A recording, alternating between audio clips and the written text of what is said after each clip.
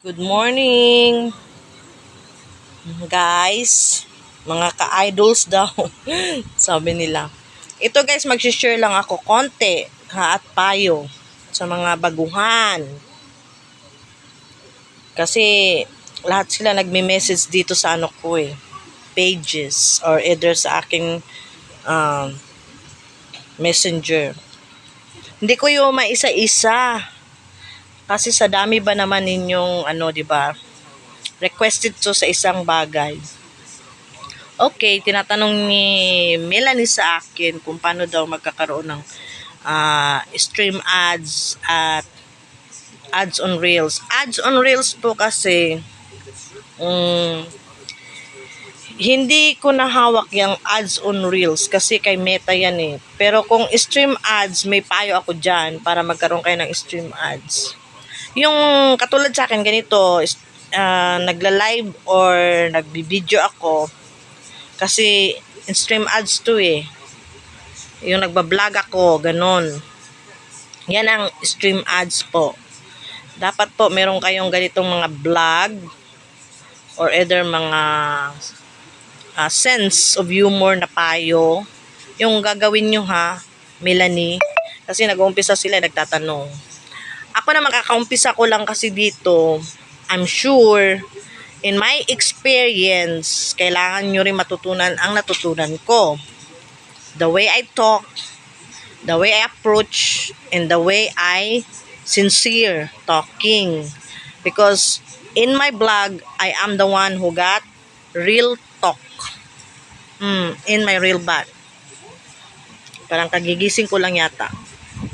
Tsaka hindi mo maiwasan talaga, Melanie, na kailangan mong gawin yan for your own platform.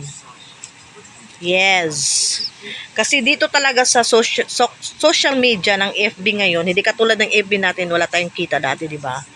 For how many years nag-FB tayo, ngayon lang dumating yung time na inopen sa atin to maging digital creators.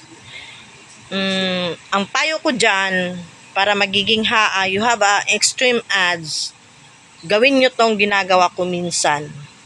Kasi ito yung madalas ginagawa ng ibang mga vlogger in their platform. Tulad ko ngayon, nag-uumpisa. 1. Sa extreme ads, you must have a common sense, ha? Yung mga bagay-bagay na dapat mong tandaan pagsasalita.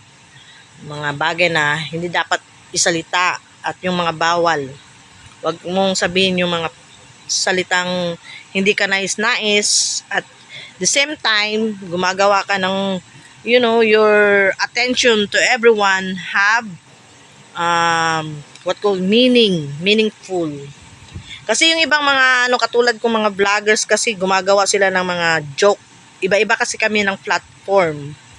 Katulad ng mga platform na comedian sila. Platform nila is about tutor sila. Platform ko naman is about real talk, dito ako. Yung iba naman platform nila mag-cook, doon sila nagko-cook. Ganun sila. Iba-iba tayo ng mga platform. Depende lang sa'yo kung saan ang talento nyo or talent nyo. Ang akin lang, sinishare ko lang in my own way. Tsaka wag nyo na sabihin na, ang tawag nito? Yan, nag-aano ako ng reading book. Kasi minsan kasi pag nagtuturo tayo ng mga ganito sa mga, wag na nating sambitin yung mga big creators. Gawa tayo ng sarili nating ikakasikat. Ang big creators lang kasi, gumagabay lang yan sila. Pero may ibang big creators hindi nagbibigay ng good idea kasi baka kunin nyo yung technique. Ako, nagbibigay ako. Kunin nyo man ang technique sa akin, hindi nyo makukuha ang talent ko. Ganun yon. Nagbibigay ako ng idea or making you have conclusion yourself or curiosity. Gawin nyo yan. Ganun yon. Kasi ako, ganito ako eh. Kasi mga big creators hindi nagbibigay ng idea yan ng todo-todo. Kasi sa amin talaga, meron rin kaming sekreto, tinatago, para maging inganyo yung mga viewers sa amin or either mga followers. Oo, mga big creators kasi, meron rin silang mga konting, you know, secret behind the scenes. Kaya, kung gusto nyo magkaroon ng stream ads, gagawa kayo ng bagay-bagay na motivation. Ganun yun eh. Motivation lahat. Okay? Hindi lang pagmamarites. Motivation na may kaalaman at kaukulan or kabagay-bagay na matutunan. Ganun yun. In the way I am being now a new creators here in my platform, ginagawa ko yung bagay na medyo masakit kasi nga real talk nga eh. Ang title pa lang sa akin is nakaka-hurt na real talk. Tanggapin man natin nakatutunan o hindi, or naranasan ko man or naranasan ninyo, tanggapin. Ganun yun eh, yung acceptance. Both of side, meron tayong mga iba-ibang mga talento. Ganun yun. Ilabas nyo lang dito sa ating mga platform. Kasi sa FB Reels kasi, meron silang mga content or either meron silang mga category. Ganun yun. Kaysa minsan nagbibiro ako kasi minsan kasi mahilig ako sa mga dialogue. Dialogue kasi ang mahilig ako sa mga commentors. Ganun ako, mahilig ako dati diyan. Pero ngayon binabawas-bawasan ko na. Katulad doon sa doon ako lagi nagtatambay sa YouTube, sa kabilang platform din. Follow nyo ako sa Ellen Taylor Vlog. Kasi yun ang mga vlog ko is natural lang na ganito. May kaalaman, binibigay, experience, at kakulang. Kung ano itatanong ng mga followers sa akin. Katulad mo, tinatanong nyo ako kung paano gumawa ng stream ads. Parang ganun. Kasi yung akin, stream ads ko, meron niyang, di ba, meron nyo na nakikita nyo na yung mga advertisement, okay? Pero nag-uusap pa kami niya ni Meta kung paano yung insaktong hatian sa ganyan, money involved. Pero hindi ko pa alam yan talaga, totally. Kasi baguhan pa nga lang ako at saka meron na akong mga advertisement. May kita man pero hindi talaga masyado, siguro hatian kami dyan ni Meta. Yan, binibigyan ko na kayo ng idea. Huwag kayong assuming na sa inyo lalahat yung kita. Ganun yun. At sa stream ads kasi, tiyaga talaga, sipag. Pakapala ng mukha. Ganun. One thing, bigyan ko kayo ng idea para magkaroon kayo ng mga vlog ng pakapala ng mukha. Sabi nila, pagandahan daw ng mukha. Hindi. Pakapala ng mukha dito. Tsaka meron ditong mga ugly, duckly, whatever you say that in the words. Talaga namang hindi sa talento nila nilalabas nila. Hindi sa pagandahan yan. Wala sa kalingkingan pagandahan. Yan, artistahin. Dito sa Sukmid, kung may talent ka, gamitin mo. Kung wala kang talent, mahiyain ka. Out ka dito. You're out. Out. Ganun lang guys ha. Kung magkaroon kayo ng stream ads, and si Meta lang naman ang nagbibigay ng advertisement talaga. Katulad sa akin, ads on Reels and my platform here in stream ads.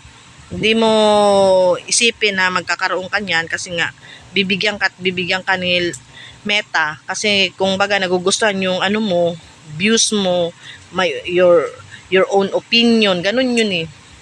Or maybe your own what call this approachment to all peoples or to all viewers. Kaya minsan ingat-ingat rin tayo sa mga words natin na binabanggit kasi minsan nahuhuli tayo dyan sa mga bingi. Yung bingi nakikinig. hindi ako maka-move on doon sa una kong vlog na sinabi kong mga iba ang pagkakaintindi. Yun ang the best way ko na parang may something. Kaya yun, sinasabihan ko kayo yung words natin, paulit-ulit na lang, bigkasin ng maayos kasi baka bingi yung nakikinig sa inyo. Baka sabihin mo, mga yun. para hindi po ma-open yung iba kasi nga na-open sila, akala nila sila yun. Okay guys, take my advice. Ano lang dito, pakapalan ng mukha, talento, pangatlo, at your knowledgement and active way na ganon. Bilang isang baguhan na katulad kong vloggers. Nag-umpisa pa lang ako, hindi pa naman ako masyadong sikat. Ayun lang, at bibigyan kayo ng good idea talaga ha, para panimula. Kung baga sa inyo natatakot, nahihiya, wag nyong isipin yun, labas nyo lang yung talento nyo kung meron man. Okay guys, good morning to all my viewers and followers. Unahin ko talaga ang viewers kasi ang viewers talagang napakarami kaysa followers ko. Good morning to all and I love you. Thanks for watching my videos always. May kaalaman, may natutunan. Babu!